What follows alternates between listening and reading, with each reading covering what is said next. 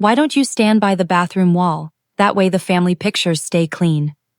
That was her smile, sweet on the surface but sharp underneath.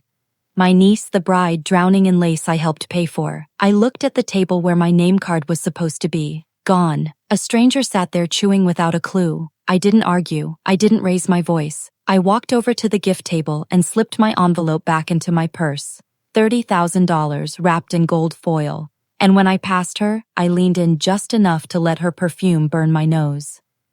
Don't worry, I said, steady and calm. I'll stay out of the frame forever. She laughed, too sure of herself to notice the edge in my words. But 3 days into her honeymoon, when my message landed, that smile finally cracked.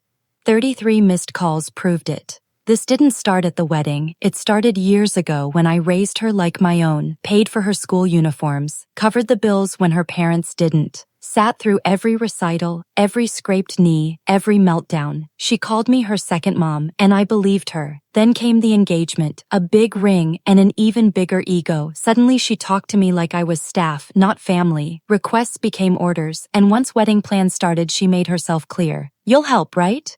It's not really a wedding without your support. Support meant money, 30,000, my savings. I told myself it was worth it, for her happiness, for her future. That's what family does. But thanks never came, just entitlement. The rehearsal dinner should have been my warning. I walked in and saw my seat shoved into a corner by the waitstaff station. She caught me looking. Closer to the kitchen, right? You love food. The table laughed. I smiled back, hiding the sting. Then came the wedding day. I waited in line for photos, holding my place, patient. She swept in, veil blown, wing in the light, and looked at me like I was dirt on her perfect floor.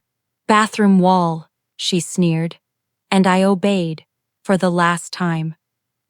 Humiliation sharpens the mind. I sat through dinner, tasting nothing, toasts blurred, laughter faded.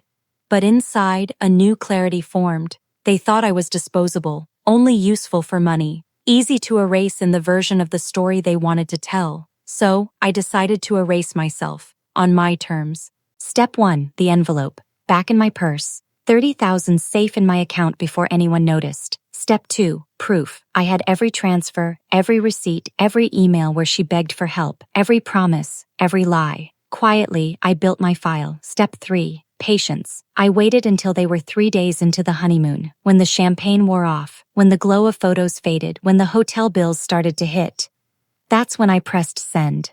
One email, one attachment, a PDF with all the transactions, my money funding every inch of her wedding, proof she never paid me back, proof she promised she would. I didn't just send it to her, I sent it to her husband, her in-laws, her boss, and every bridesmaid who raised a glass that night. Subject line, for transparency. The calls started within the hour, 33 missed calls. Her husband called too. Once, then never again.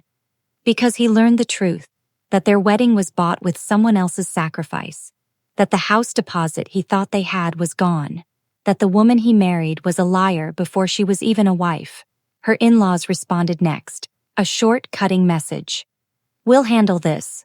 Translation. She was their problem now. By the time they came back from the honeymoon, her smile was gone, replaced with panic. Her job suspended her for financial misconduct. Her husband moved back in with his parents. The photos she posed for, perfect, glowing, eternal, were still online, with comments underneath, all paid for by her aunt.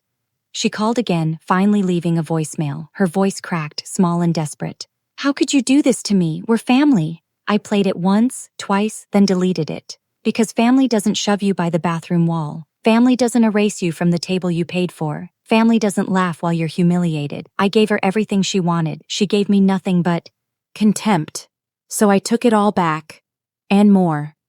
Now, when I walk past the wedding album on her parents' shelf, I see what's missing.